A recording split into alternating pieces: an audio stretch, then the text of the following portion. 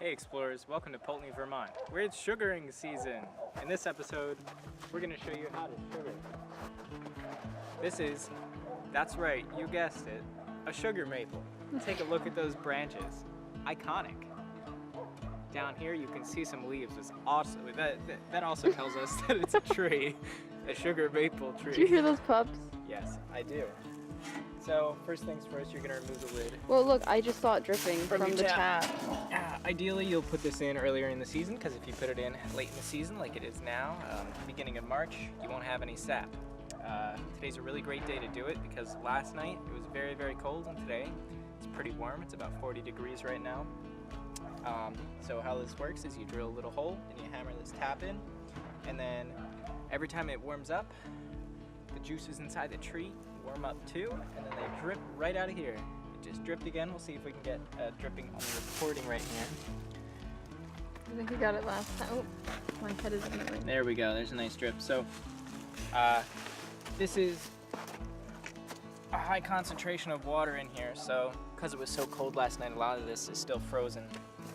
But what we're going to do right now is we're going to use the hole on the side where the tap went in. We're going to use that to pour it into our 5-gallon container right now.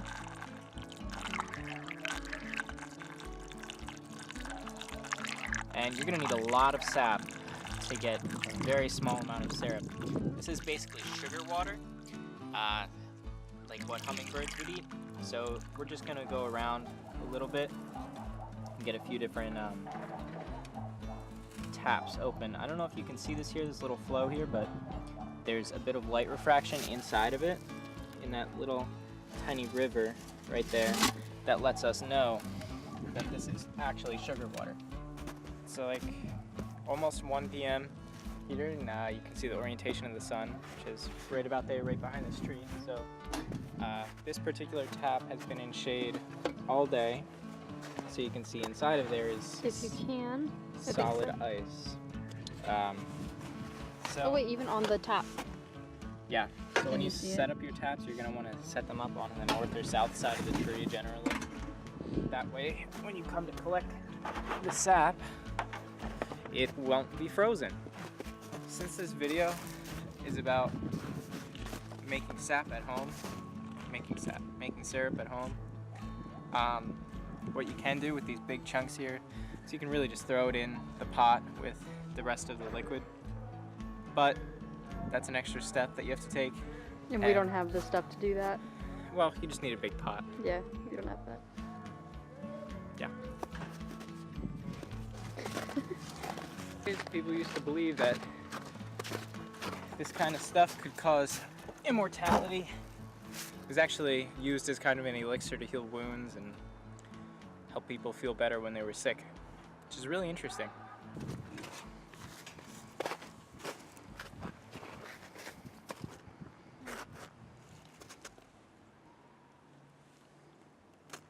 Oh my god, it's heavy.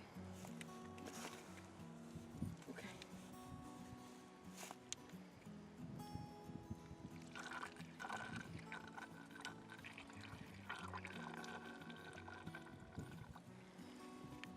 Is that all of it? Nope.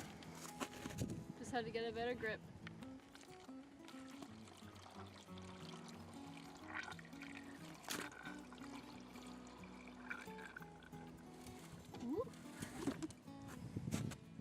Okay. So what we're using here is just an old container from the top of one of those water dispensers, like the ones you see in offices and doctors' offices. Still in office, I guess. The easiest way to do this is to just get a drill bit the same size as the tap that you have. This is going to be a big one. Yeah, look at that. Whoa, it is overflowing. You just want to get a drill bit the same size as the tap that you have. Drill a hole about 3 or 4 inches in. If the tree's this size, if the tree's smaller than this size, you're going to want to drill a smaller hole. Then just hammer the tap right in there. Set up your hook in your bucket, and then come the beginning of spring, come the mud season, you'll have plenty of sap just like this.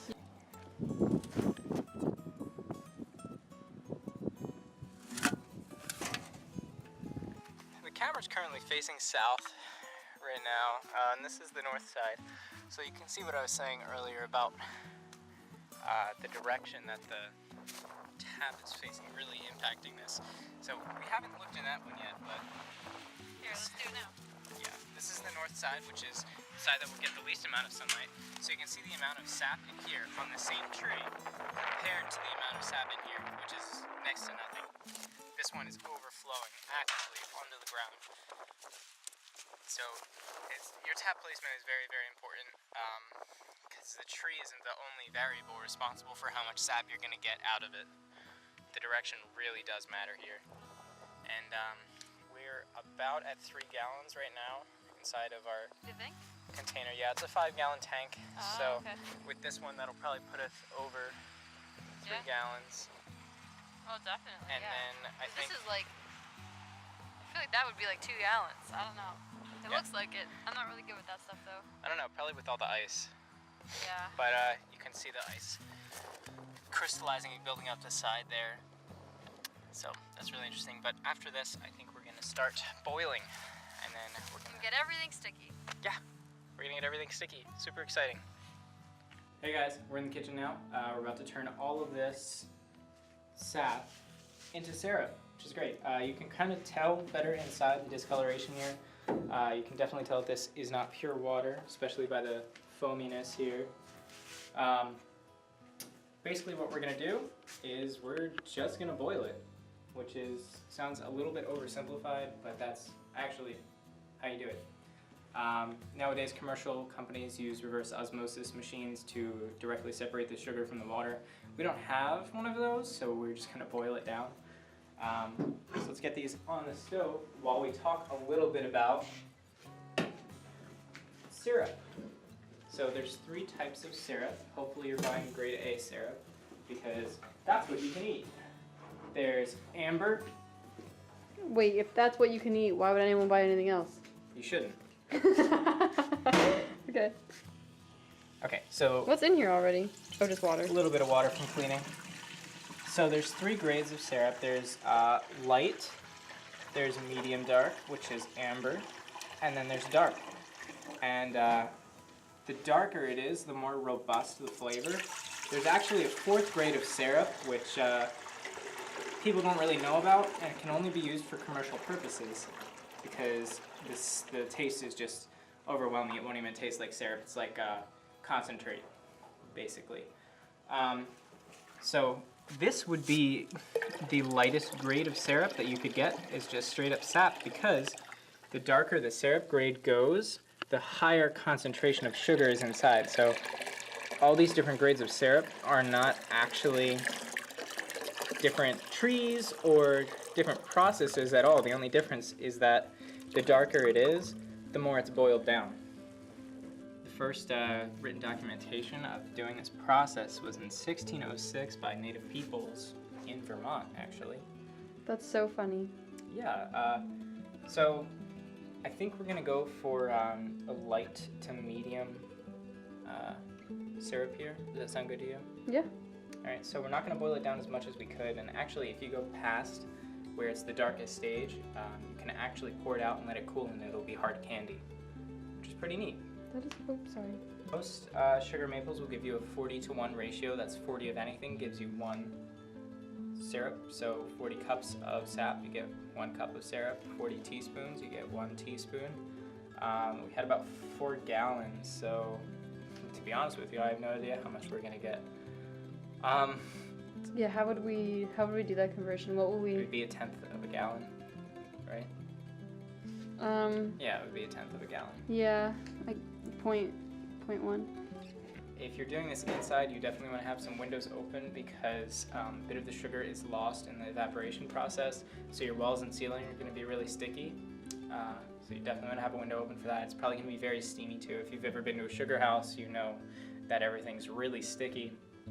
However, if you're doing this outside on a propane stove, you don't really have to worry about that, so that's probably the best option, but energy-wise, doing it inside on a stovetop is going to be the most efficient. You don't want to put a stove cover or a lid on any of your pots because what we're going for here is evaporation. We're trying to evaporate the water away from the sugar, so then we'll just have syrup left over. So putting a cover on top of that would inhibit the evaporation, and then you would just still have sugar water, and you might even burn your pot a little bit. Okay, so we've boiled for about 12 hours. This is why you might want to do it outside on a propane stove, but we got these two and this big jar. This is grade A. You'll be able to tell from the color. I'm trying to light through it. Light brown. You can go for darker brown for a more robust taste, as we talked about earlier. But you can see it's very viscous. This will give you a nice taste. It's already very sweet for me, but if you go darker, it'll be sweeter and thicker and more like the traditional maple syrup. After some settling though, you might get some stuff at the bottom, which looks like this. Looks kind of gross. Nothing to worry about. It's just sugar that's accumulated at the bottom, and if you mix it up, then it'll just mix with the rest of your syrup and it'll be absolutely fine. So thank you guys for watching. We hope that this was very helpful. If it was, please consider subscribing so you can be part of our wonderful Explorers family and so that we can shower you with love. Don't forget to like it as well if you find this helpful, and we'll see you very soon for other tutorials, video games, whatever else we may be doing at the time. Thank you guys for watching, and we'll see you next time.